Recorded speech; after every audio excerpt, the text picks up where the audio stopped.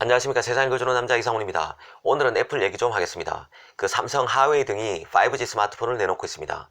그런데 아직 애플의 5G 진출에 대해서는 알려진 게 별로 없습니다. 그런데 오늘 미국 매체 WCCF 텍에 재미있는 뉴스가 났습니다.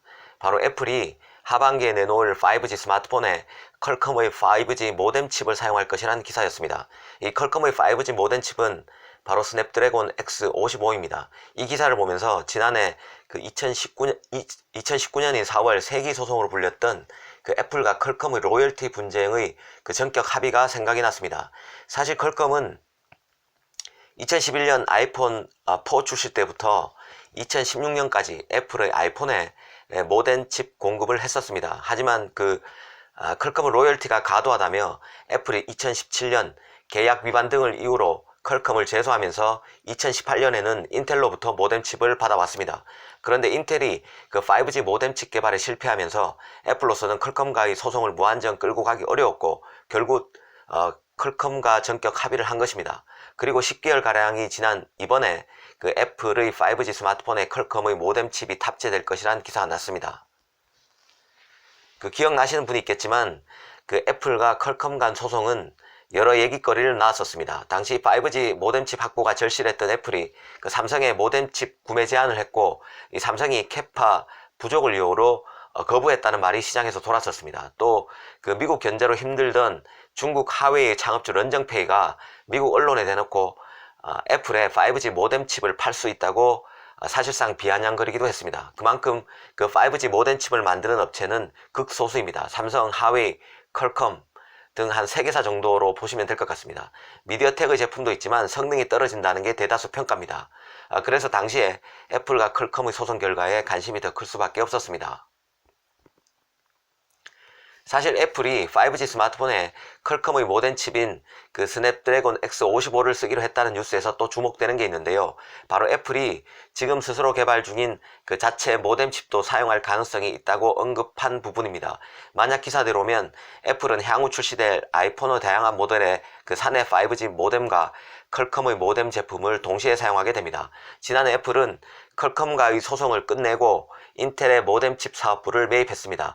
인텔의 모뎀칩 사업부를 사들인 사실만 봐도 애플이 자체 모뎀칩 개발에 생각이 있음을 알 수 있는데요. 이번 WCCF 텍 기사에서도 기사를 봐서도 어느 정도 앞뒤가 맞다는 생각을 갖게 됩니다. 그간 애플은 통합칩을 쓰지 않았습니다. 애플은 스스로 만든 AP와 퀄컴, 인텔 등에서 조달한 모뎀 칩을 같이 사용했는데요. 인텔을 뺀 삼성, 하웨이 등 다른 스마트폰 업체들은 같은 폰 안에서 AP칩과 모뎀 칩을 같은 브랜드 제품을 씁니다. AP칩이 퀄컴 것이면 모뎀칩도 퀄컴 제품이라는 얘기입니다.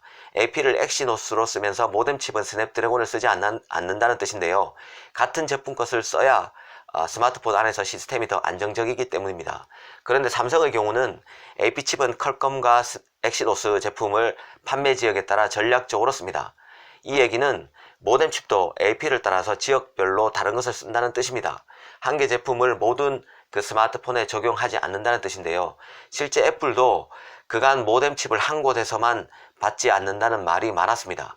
이 점을 감안하면 애플이 퀄컴 모뎀칩과 함께 자체 모뎀칩을 만들어 활용할 가능성, 그리고 삼성의 모뎀칩을 활용할 가능성도 살아있다고 생각됩니다. WCCF 텍 기사의 경우는 독일의 민퓨처라는 매체 모델을 그대로 옮긴 것입니다. 다 맞다고 보기 힘듭니다. 사실 삼성의 갤럭시 S20을 놓고도 국내 모델의 엑시노스 대신 스냅드래곤 865가 탑재되면서 전 세계에 다 스냅드래곤이 쓰일 것처럼 보는 보도가 쏟아지고 있는데요. 그건 가능성이 극히 낮습니다.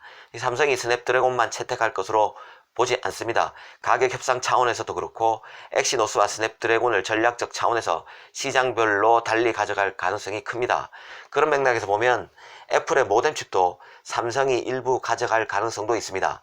애플이 자체 모뎀칩 개발에 성공한다면 당연히 애플 칩을 쓰는 게 여러모로 낫습니다. 하지만 애플이 모뎀칩 개발에 실패할 가능성도 있다는 점에서 삼성의 납품 가능성도 열어놓고 봐야 할 것 같습니다. 물론 애플에 대한 5G 모뎀칩 납품이 삼성으로서는 별로 메리트가 없다고 보는 사람도 계십니다. 단순히 물량이 많고 적고를 떠나서 슈퍼갑으로 통하는 애플이 언제 납품선을 변경할지 모르고 5G 모뎀칩의 경우 멀지 않아서 AP칩과 합쳐진다고 가정하면 장기적으로 거래하는 데 따른 변수가 많다는 것입니다. 어찌됐든 형 구도는 그렇습니다. 일전에도 말씀드렸지만 5G 초기는 AP와 모뎀 칩을 별도로 가져가는 게 일반적입니다. LTE 때도 그랬습니다. AP와 모뎀 등 독립칩 구조로 가다가 시스템이 안정화되면 통합칩을 쓴다는 뜻입니다. 지금 시장 상황도 그렇습니다. 당장 그의 최고 사양 폰이라는 스마트폰의 플래그십 모델은 지금 AP와 모뎀 칩을 따로 놓고 있습니다. 하지만 스마트폰 볼륨 모델, 중저가 모델 같은 경우는 통합칩을 쓰고 있습니다. 언젠가 플래그십 모델에도 통합칩이 적용될 것입니다.